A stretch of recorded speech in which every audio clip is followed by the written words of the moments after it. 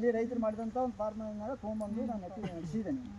ನಡೆಸಿ ನಾನೇನ್ರಿ ಕಳೆನಾಶಕ ಅಂತಂದ್ರೆ ಇದು ರೋಂಡ ಪಂಡಪ್ಪ ಯೂಸ್ ಮಾಡಲ್ಲ. ಜೊತೆಗೆ ಆರ್ಗಾನಿಕ್ ಅಂದ್ರೆ ಇದೆ ರೀ, ಇದು ಜೀವಾಮೃತ ಮಾಡೋದು, ಈ ಕಸ ಕಡ್ಡಿಗಳು ಫುಲ್ ನಡು ಹಾಡೋದು, ಜೊತೆಗೆ ತಿಪ್ಪಿ ಗೊಬ್ಬರ ಕಟ್ಟೋದು, ಕಳೆ ತೆಗಿಯೋದು, ನೀರು ಹಸೋದು, ಇವೆಷ್ಟು ಬಿಟ್ಟು ಬೇರೆ ಏನೇನು ರಾಸಾಯನಿಕ ಗೊಬ್ಬರಗಳಂತೂ ಒಟ್ಟಾಗಿಲ್ಲ. ಇದು ಚಿಕ್ಕಬಾಸೂರು ಅಂತ ಒಂದು ಗ್ರಾಮ ಪಂಚಾಯತಿ ಒಳಗೆ ನಾನು ಕೃಷಿ ಸಖಿಯಾಗಿ ಕೆಲಸ ಮಾಡ್ತೀನಿ. ಈ ಒಬ್ಬ ರೈತರು ನ್ಯಾಚುರಲ್ ಫಾರ್ಮಿಂಗ್ ಅಂದರೆ ರಾಷ್ಟ್ರೀಯ ನೈಸರ್ಗಿಕ ಕೃಷಿ ಅಭಿಯಾನ ಯೋಜನೆ ಅಂತ ಒಂದು ಯೋಜನೆ ಬಂದೈತಿ. ಆ ಯೋಜನೆಯೊಳಗೆ ಇವರು ನೈಸರ್ಗಿಕ ಕೃಷಿಯನ್ನು ಮಾಡ್ಯಾರ. ತಮ್ಮ ಒಂದು ಈ ಅಡಿಕೆ ತೋಟಕ್ಕೆ ಯಾವುದೇ ರೀತಿಯ ಕೀಟನಾಶಕವನ್ನು ಅವರು ಬಳಸಿಲ್ಲ.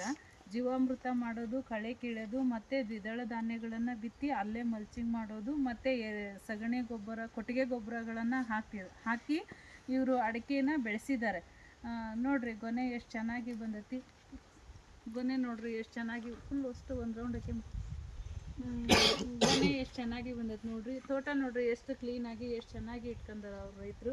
ಸೊ ಈ ಒಂದು ತೋಟವನ್ನು ನೋಡಿ ಇನ್ನು ಉಳಿದಂಥ ರೈತರು ಸಹ ಯಾವುದೇ ರೀತಿಯ ಕೀಟನಾಶಕವನ್ನು ಬಳಸದೆ ತಮ್ಮಲ್ಲಿ ಇರ್ತಕ್ಕಂತಹ ಪರಿಕರಗಳನ್ನು, ಕಸಕಡ್ಡಿಗಳನ್ನು ಉಪಯೋಗಿಸಿಕೊಂಡು ಗೊಬ್ಬರವನ್ನು ಮಾಡಿ ಅಡಿಕೆ ತೋಟಕ್ಕೆ ಹಾಕಿ ಹೆಚ್ಚಿನ ಒಂದು ಆದಾಯವನ್ನು ತೆಗಿತಾರೆ. ಹೋದ ವರ್ಷ ಯಜಮಾನ್ರೆ ಎಷ್ಟು ಬಂದೈತ್ರಿ ಇದು ಇಳುವರಿ? ಹೋದ ಸಲ ರೀ ಒಂದು 600 ಗಿಡ ಐತ್ರಿ. 600 ಗಿಡ ಅಂದ್ರೆ ಒಂದು 550 ಗಿಡ, ಜೊತೆಗೆ 120 ಕ್ವಿಂಟಲ್ ಬಂತು.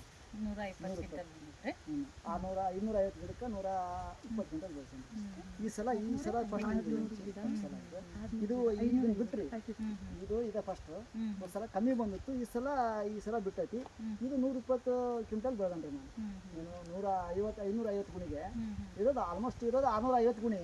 ಅದು ಒಟ್ಟು ಬಿಡೋರಲ್ಲ, ಅದು ಕೆಲವೊಂದು ಗ್ಯಾಪ್ ಆಗಿರ್ತವೆ, ಆ ಕಡೆ ಈ ಕಡೆ ಗ್ಯಾಪ್ ಐತಿ. ಜೊತೆಗೆ ನಾನು ಈಗ 550 ಗಿಡದಾಗ 120 ಕ್ವಿಂಟಲ್ ಇದು ಬೆಳೆದಂತೆ ಅಡಿಕೆ. ಇವರು ಬಸವರಾಜ ರುದ್ರಪ್ಪ ಅಜ್ಜಪ್ಳವ್ರಂತ. ಇವರು ನೋಡ್ರಿ ತಮ್ಮದು ಎಷ್ಟು ಎಕರೆ ಐತ್ರಿ ನಿಮ್ದು ಅಡಿಕೆ ತೋಟ? 2 ಎಕರೆ ಐತ್ರಿ. ಫುಲ್ ಅಷ್ಟು ನ್ಯಾಚುರಲ್ ಫಾರ್ಮಿಂಗ್ ಮಾಡಿರಿ.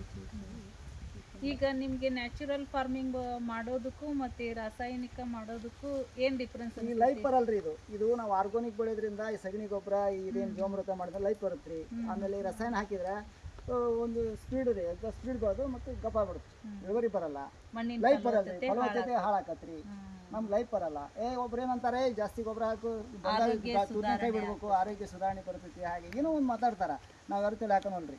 ಕಳೆ ಕೀಳೋದು, ಕಳೆನಾಶಕ ಆಗಲಿ ಇನ್ನೊಂದಾಗಲಿ ಯಾವುದು ಬಳಸಲ್ಲ. ಕಳೆ ಕೀಳ್ತೀನಿ, ನೀರು ಹಾಸ್ತಾನೆ ರೀ, ತಿಪ್ಪಿ ಗೊಬ್ಬರ, ಜೀವಾಮೃತ, ಇವು 4 ಬಿಟ್ಟರೆ ಏನೂ ಮಾಡಲ್ಲ. ಇರೋದಿಷ್ಟು ಜಮೀನು ನಮ್ಮದು. ಇದ್ರಾಗ ಅಚ್ಚುಕಟ್ಟಾಗಿ ಇಳುವರಿ ತಿಳ್ಕೊಂತೀವಿ. ಆದಾಯ ಜಾಸ್ತಿ, ಖರ್ಚು ಕಮ್ಮಿ. ಅದಕ್ಕೆ ನಮ್ಗೆ ಒಂದು ವಡಿ ಬರುತ್ತೆ ರೀ, ಅದೊಂದು ನಮ್ಗೆ ಮಾಹಿತಿ ಕೊಡ್ಬೇಕು. ವಡಿ ಯಾರ ಕಡೆ ನಿಮ್ಮಿಂದ ಆಗಲಿಲ್ಲ ಅಂದರೆ ಬೇರೆ ಕಡೆಯಿಂದ ನಮ್ಗೆ ಮಾಹಿತಿ ಕೊಡಿ.